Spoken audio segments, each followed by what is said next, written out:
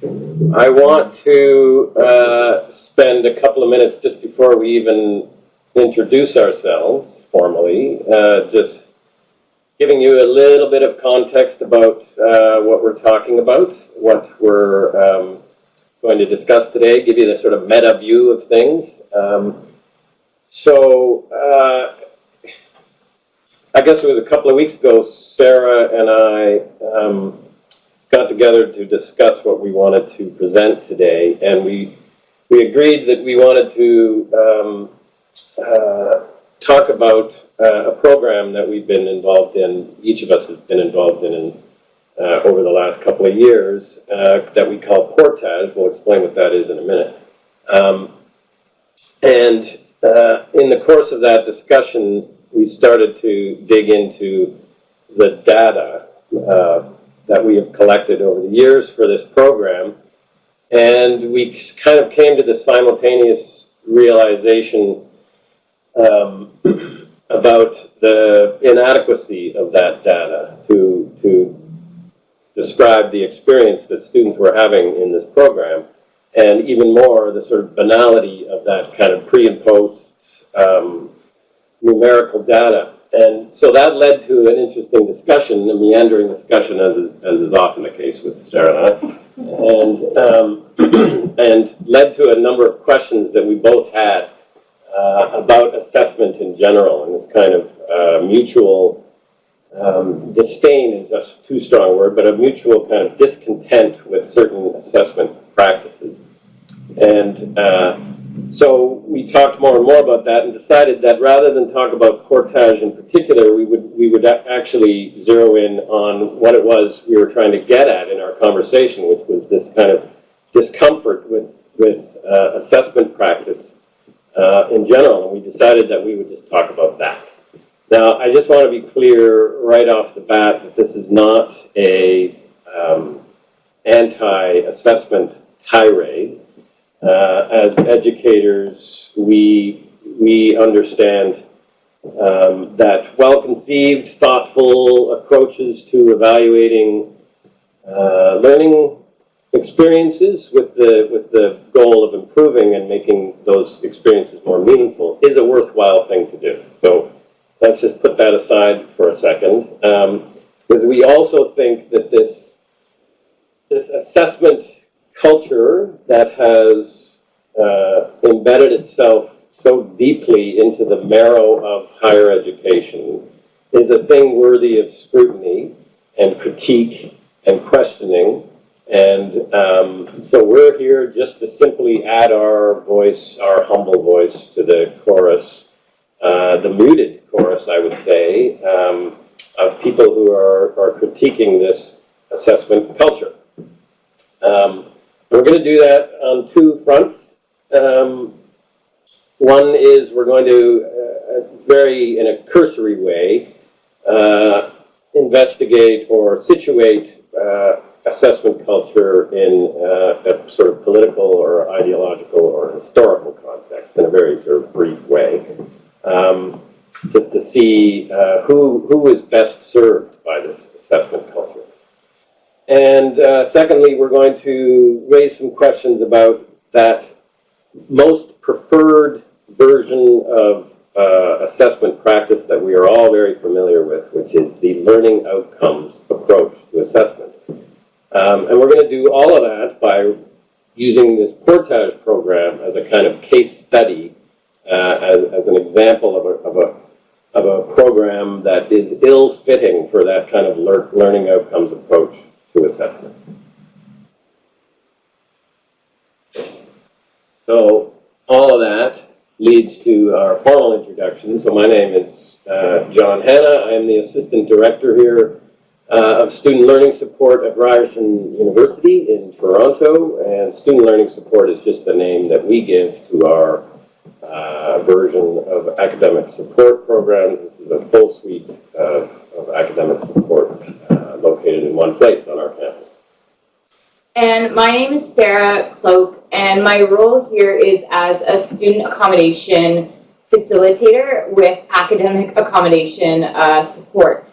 And the largest part of my role is working with students with a range of diagnoses and supporting them academically through accommodations. And usually this will look like a lot of one-on-one appointments, speaking to the professor and that sort of thing. But this past summer, my role changed a bit and expanded to be working on this portage program. And with that, a lot of the, like John mentioned, a lot of the conversations that him and I have back and forth actually revolve around a lot of questions that we have. And so in terms of this culture of assessment and measuring these outcomes for students, with the pressure to assess, does that ever constrain the creativity or the emergence of results for students? And does that in turn almost influence the student feedback or what they're going to report to us based on what we're asking? And finally, the biggie, at least for me, was in terms of, does the value of student affairs programming, such as this portage program, are the results of that ever self-evident? And what we mean by that is sometimes with our gut feelings at the end of these programs, or without even this explicit reasoning, our kind of intuition still felt rational and it still felt justified, even if we didn't have these numbers to prove it. And the interesting part of all of this was that John and I both ran the portage program on separate years, and we used very similar measures and arguably very similar results from these assessments. But if you were to ask John and I, the experiences of what we would report back were very different, and those couldn't really be captured in these standardized assessments that we were using. So these are just 3 examples of questions. There are a number of other ones that came up in our conversations that may work their way into our conversation today. So get comfortable, have a cup of coffee, and come along to our meandering thoughts. Oh, a special hello to the folks on the 5th floor. I know you're listening. So just a bit of background about portage and how we're going to use that as an example with this culture of assessment piece. So portage is a government-funded program through the Ministry of Ontario, and it works in relation or almost consecutively to a transition program we run at Ryerson University called SHIFT. And it's a program for incoming first-year students to help support them to transition in to first year. And it's usually for students that are identifying as someone with a diagnosis, and that they will then be registering with academic accommodation support as well. And so SHIFT is what happens before portage, and it's a week-long program that works on various goals and strategies and skills for students, not necessarily only for students with diagnoses, but that's typically the population of students that we see. Now, with a program like SHIFT, last year there was about 25 registered students. But comparatively, with the program of portage, it is smaller scale. And so this past year there were, I think, 7 or 8 registered students. And you can see in the picture we had 2 portage guides and then 2 staff as well. And so with that, it's a 3-day canoe trip out into Algonquin Park, in that we are taking in everything, we are bringing out everything with us. The students are entirely responsible for setting up their own tents, for helping to cook food, for navigating portage routes, and the entire experience is pretty powerful, especially for those students that maybe have never even paddled before, maybe never even camped before, or knew what a word like portage meant prior to the experience. And with that, it comes with a lot of background research about the environmental elements and the impact that being, in the wilderness could have.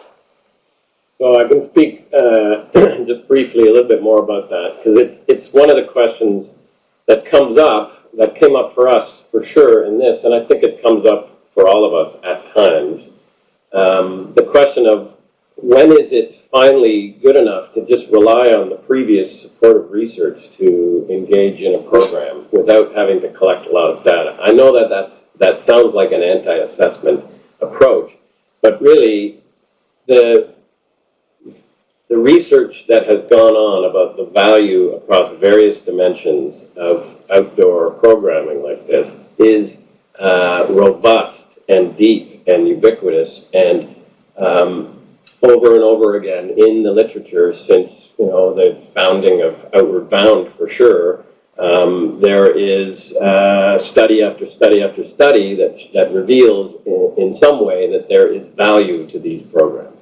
And so the question just comes up about when it becomes enough to use that body of research to support what you're doing and relieving yourself of any sort of burden or meaningless burden of collecting further data that might not tell you anything new. And as well with that, one of the factors that John and I talked a lot about portage and how different our experiences were is with a situation where you're taking a group of students that didn't know each other prior into a provincial park, portaging for 3 days. There are a number of unpredictable variables that can have impacts on the outcome, and that can, not necessarily can be measured, much like something like the weather. And John and I talked about how on my portage trip, it rained pretty heavily for the one full day that we had out on the water. And even the age of the staff that were there, or even that with a program like portage that is so centered on relationship building and rapport building, and even not being able to measure the sort of students that came to this. So portage can't really capture these unpredictable variables in a way that could even be measured. So I should say also that if we're not going to talk anymore in much detail about the portage program specifically, but if anybody is ever interested to know more about that, you can certainly fire us off an email. We're happy to talk about it all day long. So now that you have a kind of a grounding where we're coming from, you know something about our challenges with assessments with a specific set of programs. I want to just leave this shot up on the screen for a few minutes. I'm not going to make direct reference to it right away. I want the beauty and elegance of this to just wash over you for a minute while I talk about this political dimension to the assessment culture and sort of place things in a bit of a historical context. So there is a point of view that suggests that this rise in assessment culture coincides with a shift in higher education from serving the public good to serving the needs of the marketplace. So, I don't know, maybe post-World War, there was a kind of hysteria about quality in education, in higher education, that sprang probably from sort of paranoia about nations falling behind. And this is a very North American sort of conception, but I'm sure it's true everywhere else.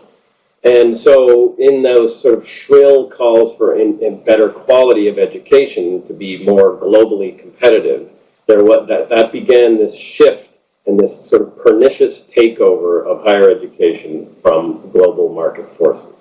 So there is now a kind of neoliberal agenda, an ideology, a market-driven ideology that has taken a very firm grip on higher education and views learning as a commodity and students as human capital to be sold in the marketplace. And so that market-driven kind of ideology informs almost everything that we do now, and it certainly demands a kind of a certain kind a certain brand of assessment. And so if you take that ideology as a thing that is true, and you combine that with another dimension that I think is interesting, and I just thought of this on my way to work this morning, in fact, and I'm stealing here from Gardner Campbell, who is describing Daniel Kahneman's book, Thinking Fast and Slow. So in that book, Daniel Kahneman describes two systems of human thinking. There's system one and there's system two. System one is that part of ourself that is involved in rapid processing of information to make a very, very quick decision about something. And so that's very useful. It allows us to cross the street and, without getting hit by a car, recognize our office when we get to work, etc. Very useful thing to have. And then system two is that part of ourself that is involved in more deliberative, deeper, slow reflection that takes time. And that's also a very useful thing. So in this sort of corporate, market-driven ideology that has gripped higher education, there has become a decided and overwhelming preference for system one kinds of thinking.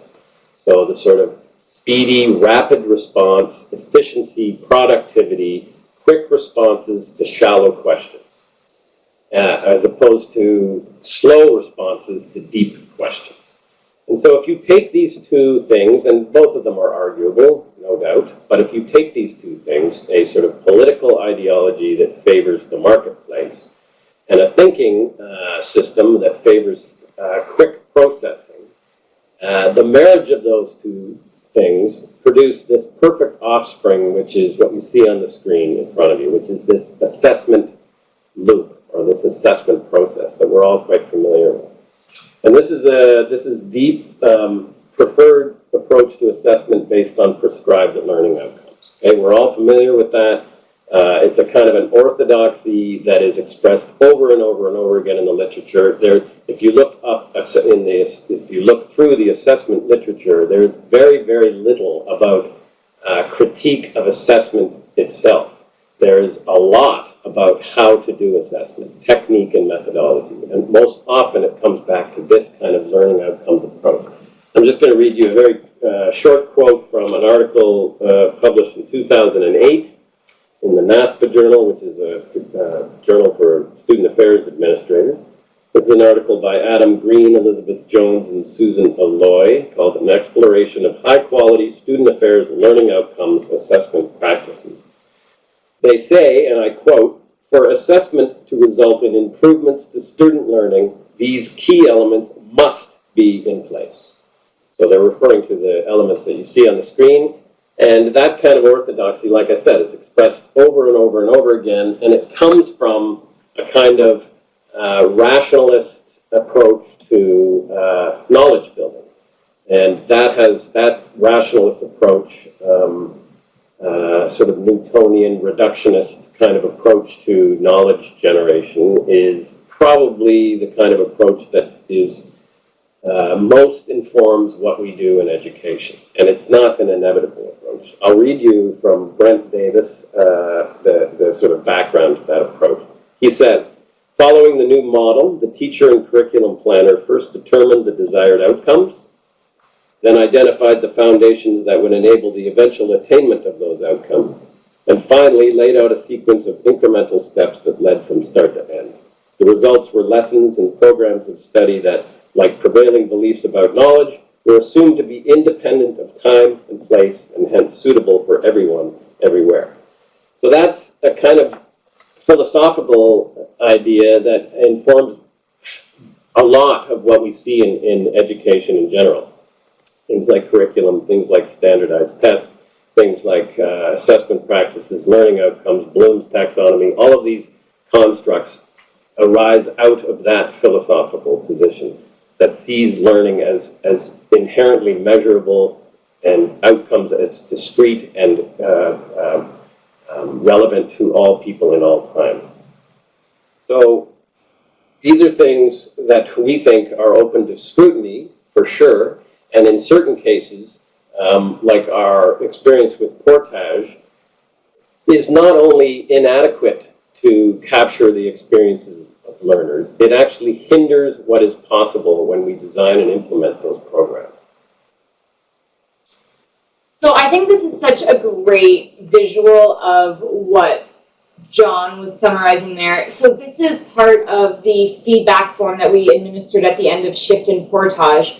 And just the visual of the student not being allowed enough space to write what he truly felt about the program and his own experience with it. It might be difficult to read, but it's like, I enjoy this so much because the student has so much more to say than what we've given him the opportunity to express with different Likert scales or measures or that sorts of things. And the idea also being that we clearly weren't even addressing the things that he really wanted to passionately talk about and expand on.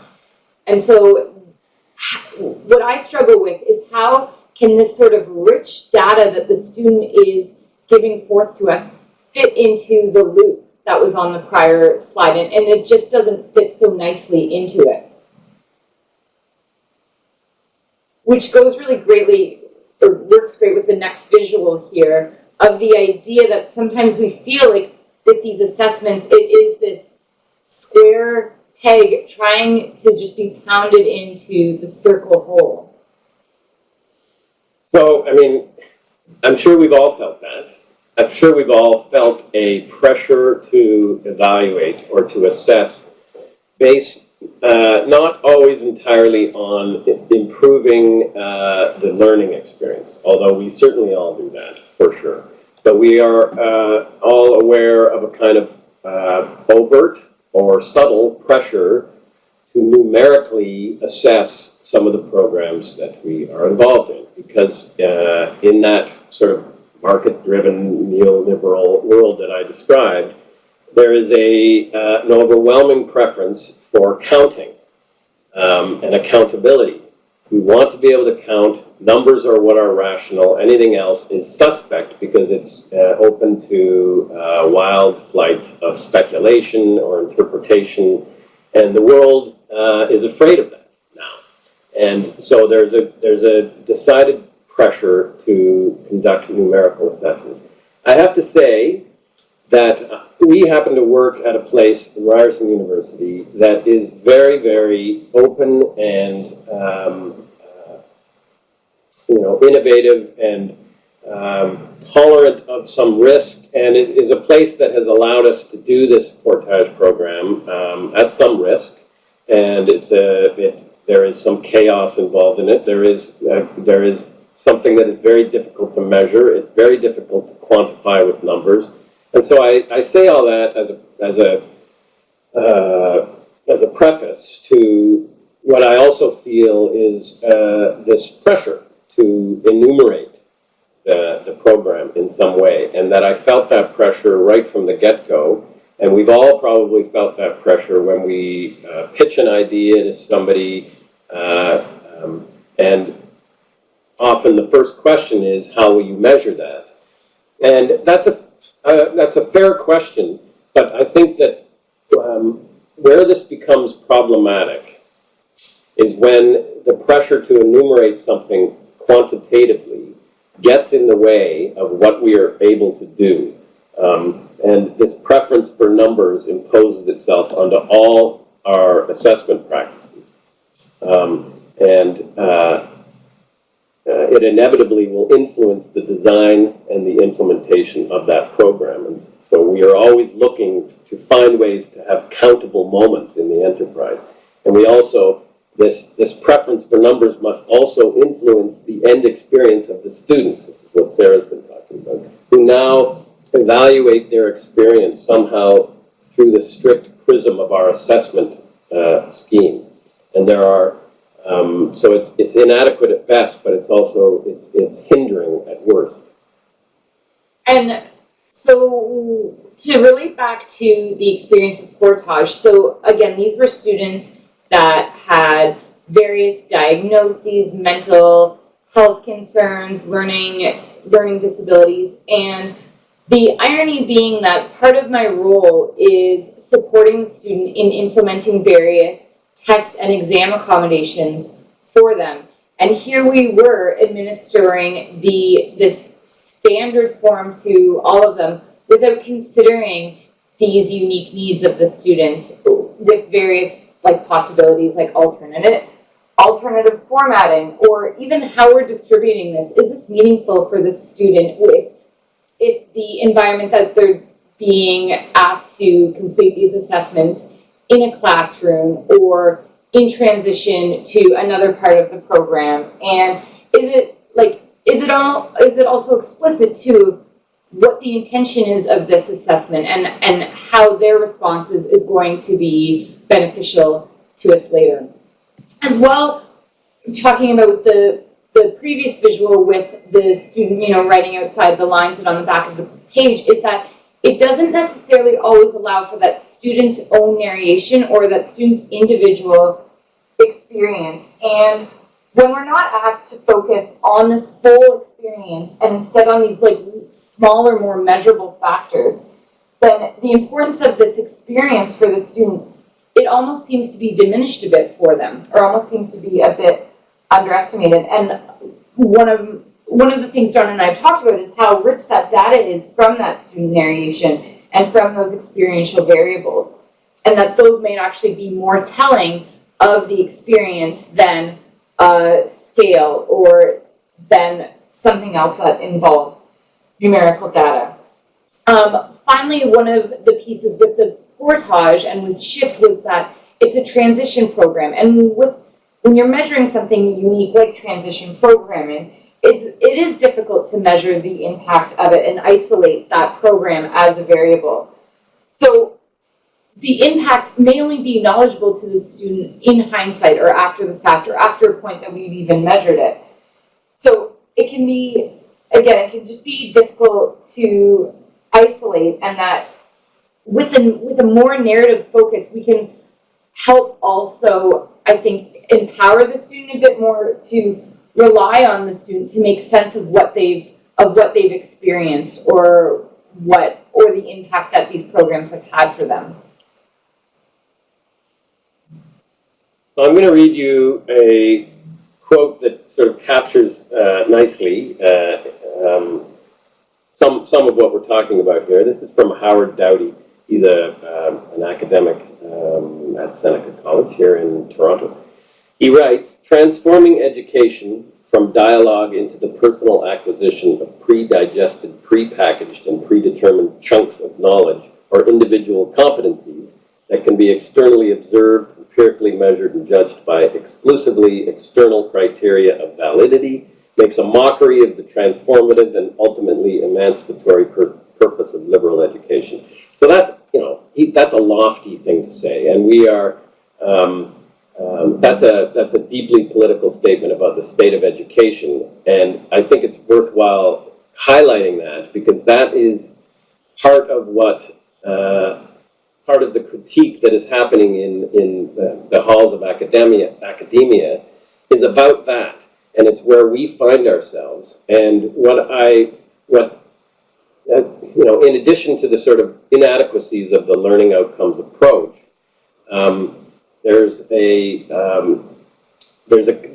this idea of assessing numerically or assessing at all has achieved a kind of moral correctness that is very difficult to argue against. It has reached this kind of unassailable state that we can no longer critique because it is gripped so hard. This is what I worry about. It's not that I think that evaluation or assessment is a bad thing. It's that it's reached that kind of reification that has, and this state of moral correctness, very difficult to argue against. Because I know when, and there are probably folks listening and who would be rightfully saying, as we speak, that what's wrong with doing numerical assessment plus qualitative? So a little mixed methods, qualitative and quantitative, you get a nice mixed approach. We all do that. And I'm not arguing necessarily against that. All I'm suggesting is that when there's an imposition of numerical approaches, which there almost always is because it's something that is demanded, then it imposes itself on the learning experience itself. It somehow influences how we design it, how we implement it, and how students experience it, because they're looking at our boxes and our numbers. So, I mean, you can imagine other dimensions of life and study where this kind of critique, this opposition to a leveling out of and flattening out and tidying up of what is inevitably complex and messy part of human experience happens in all sorts of other walks of life. And this forcing feedback into boxes and privileging sort of linear, reductionist, mechanical approaches to things is critiqued in other areas. So one area that I'm reminded of comes from one of my heroes, Jane Jacobs, and she writes about cities and how cities are designed, and her opposition to the kind of planned, linear, Euclidean, geometric approach to the design of cities. And I think what she says about that is very apt in our approach to assessment and our constant desire to bring order and rationality to what is inevitably or often a complex, messy process.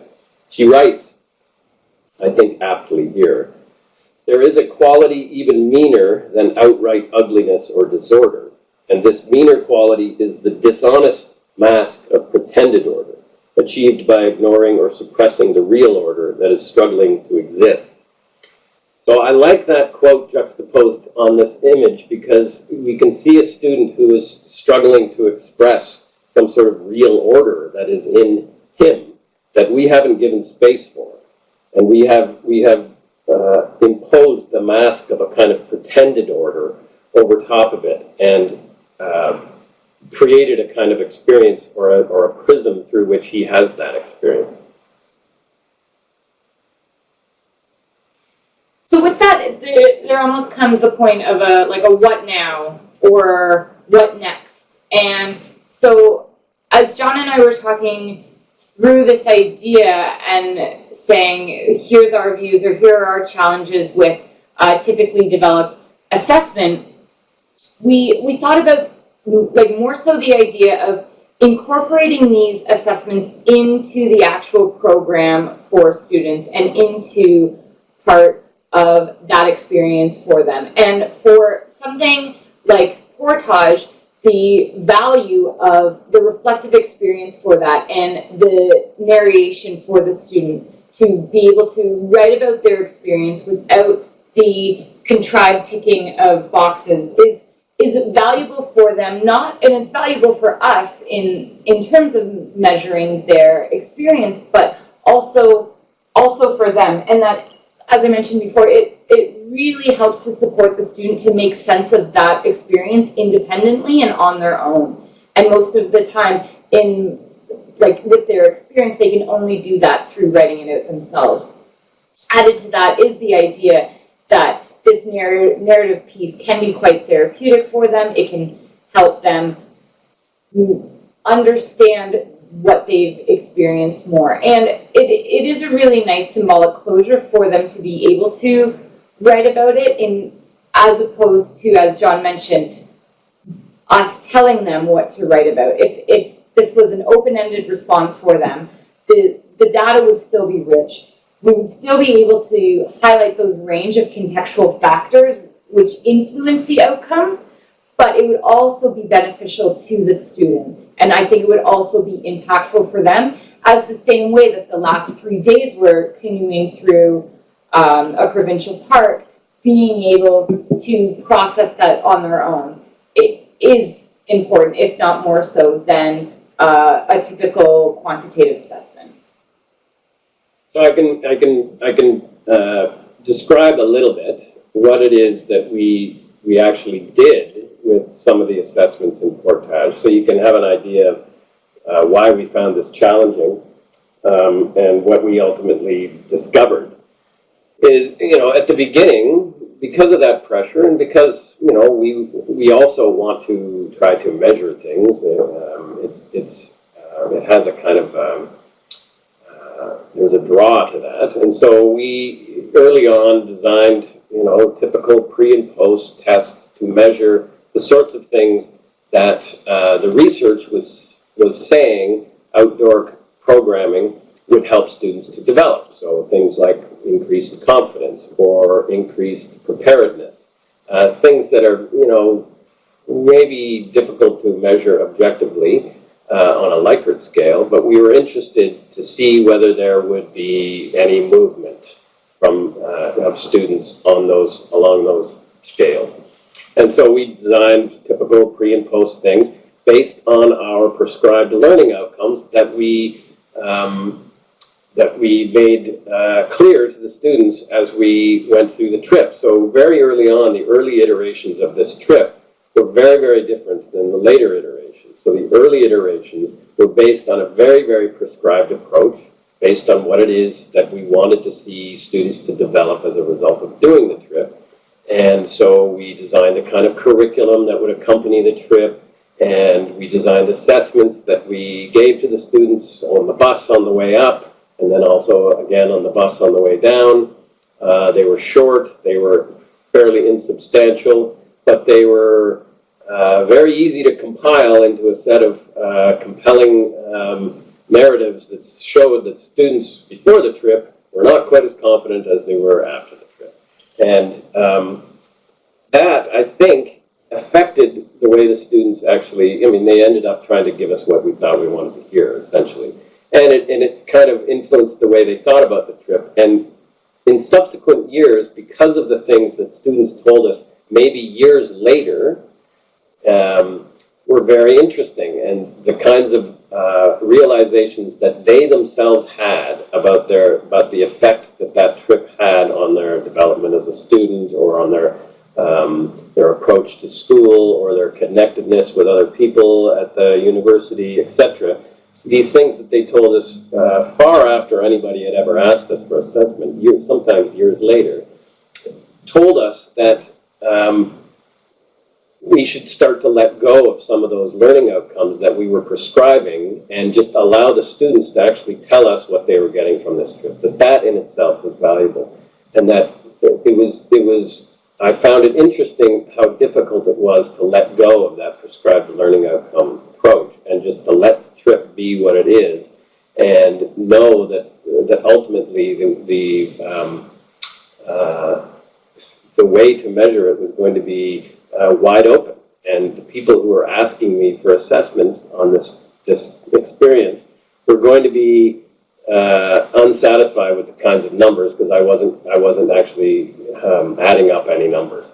And so assessment as a kind of pedagogical practice is what we ended up employing. So ways to view the trip, ways to understand what the possibilities were on the trip without any preconceived notions, being open to emergent possibilities that we had never anticipated before.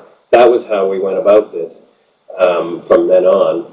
And because it is an example of a kind of program that just resists numerical assessment. And with the idea of the resisting of it as well, because this is a small-scale program, and because these experiences are so individualized for students, the idea of this narrative experience for them also can have the ability to empower these students and make them feel like their input is valuable, which I think is a really important part to highlight of the idea of including assessment in the programming, is that the students' experiences are valuable, not only to them, but also to us for the future. And so I think by doing that, by the student being able to write about it individually, I think that helps work towards that. I'd add one more thought. We have a couple of minutes. Maybe there will be some interest in follow-up questions or something. We're happy to do that. But the final thought about one other potential impact of an imposed quantitative kind of Likert scale assessment is that students will then think that the value of the trip attached to those dimensions, so that at the end of the trip, if they feel like they have not acquired any more self-confidence, or they have not acquired any more preparedness for school, or they don't feel these things, then they will feel like the trip has been a failure to them, even though they might have experienced something quite different that we never anticipated. And if we don't give them a chance to talk about that or tell that story, then they will never be given the opportunity to know that that has inherent value.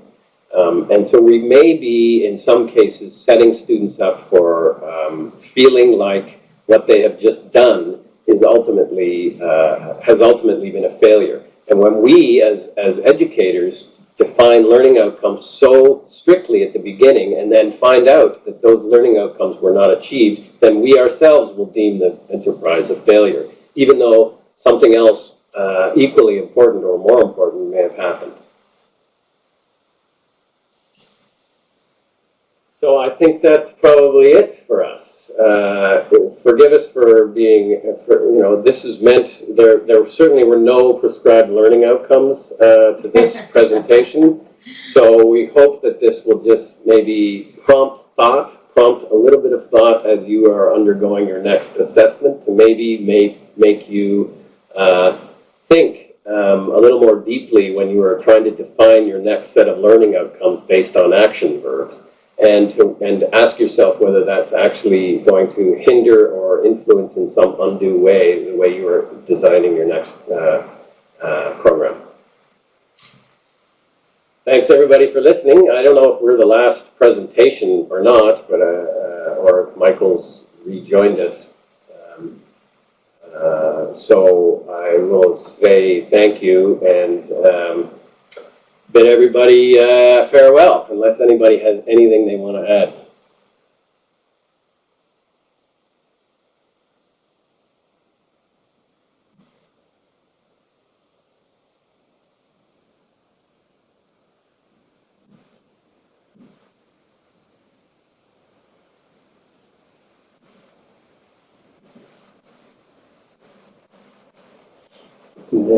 I see a question from Christina.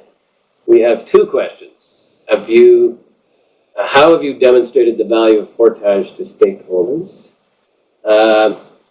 Well, we just tell a good story, is what we do. I think that like I said, early iterations did have some, fairly compelling quantitative sorts of results that showed on Likert scales that students moved in an upward way across various dimensions.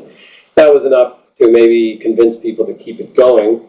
But for the most part, it has been student testimony. We've done a better job of allowing students to become part of the telling of the story, to become even return as mentors on future trips, which is a powerful experience for them.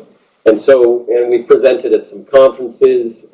We certainly, weave into any narrative of this when we talk about portage, and we talk about it in a passionate way. We weave into that a lot of the research that is just that founds this. And like I said, at Ryerson, we have I think we have the luxury of being in a place that is not